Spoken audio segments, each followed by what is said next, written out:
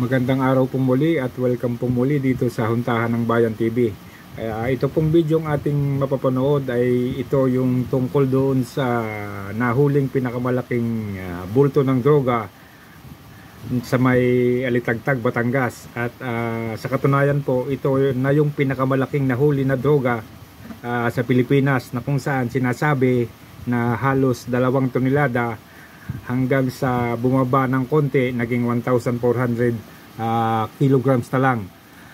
At ayon po sa isang vlogger, si Sasot Rogando, kailangan daw po itong maimbestigahan sa Kongreso sa pamumuno ni Congressman Marcoleta, sapagkat sa mga lumalabas na issue at sa naging sitwasyon ng pagkahuli doon sa droga, parang hocus-pocus lang.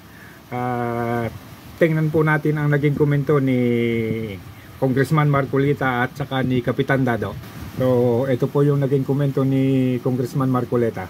Ngayon, maalis sa pag-aalinlangan o maaaring pagbubuda ng mga tao, maaaring makasira sa kanya.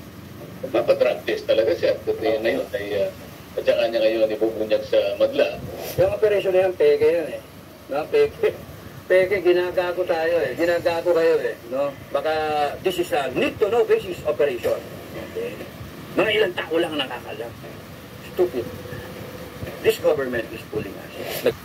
Kung atin po kasing matatandaan, pagkatapos na mahuli at makapag-presscon ang DILG, PIDEA at si Bongbong Marcos, naglabasan yung mga issue at nakita yung mga butas. Unang-una, bakit walang kasama yung driver, bakit niya idinaan sa checkpoint yung van na may kargang 1,400 na kilograms ng shabu, at katanghali ang tapat pa daw ito nangyari. So lumalabas din kasi, kung tutuusin, kung ating titingnan talaga, medyo talagang malalakas na ang loob ng mga nagninegosyo ng droga at hindi na sila nitatakot.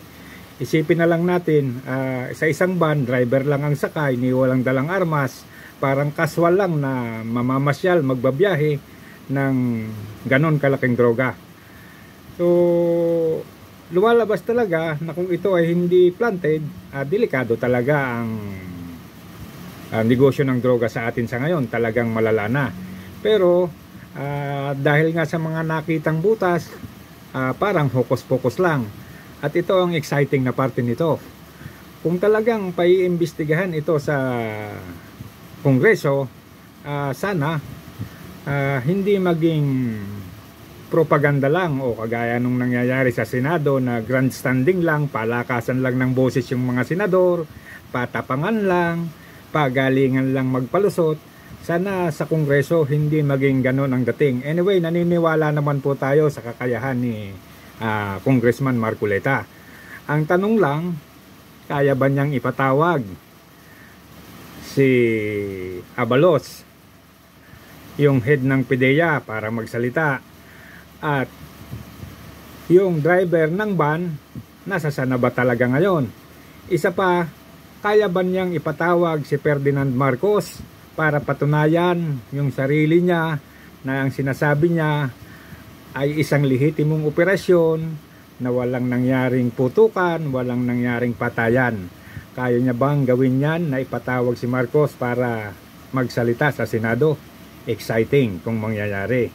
Pero ang isang nakakapagtaka rito, pagkatapos ng mga issue, nagsalita si Lisa Marcos at sinasabi, bad chat na raw sa kanya si BP Inday, na para bang ang dating,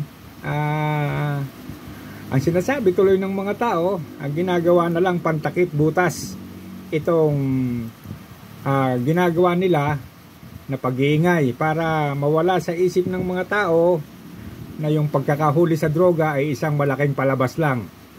So sa tingin nyo mga kaibigan, ano ang masasabi ninyo? Pero kung ako ang tatanungin, parang totoo eh, parang hocus-pocus lang talaga ang lahat. Kasi isipin ninyo, ilang araw nang nahuli yung driver. Hanggang ngayon ni hindi tayo nakakakita sa mga balita na siya ay kinuna ng mugshot, although sinasabi na siya raw ay nakanasuhan na sa Kalamba. Yun ang sabi.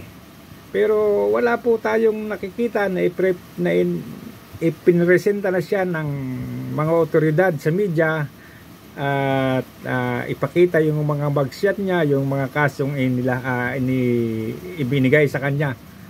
So naging tahimik. Hindi nga tayo nakakakita ng interview doon sa driver, hindi nga lumabas kung sino talaga siya, kung paano niyang ginawa.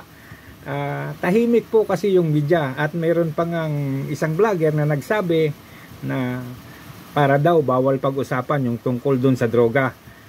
At ang napupuna ngayon, masyadong maingay si First Lady at nagtatatalak at pinag-iinitan si BP Sara. So, cover up lang ba talaga ito? Kayo mga kaibigan ko, ano ang masasabi ninyo rito? Hanggang dito na lang muna po ako at maraming salamat. Paki-like and subscribe na lang po muli.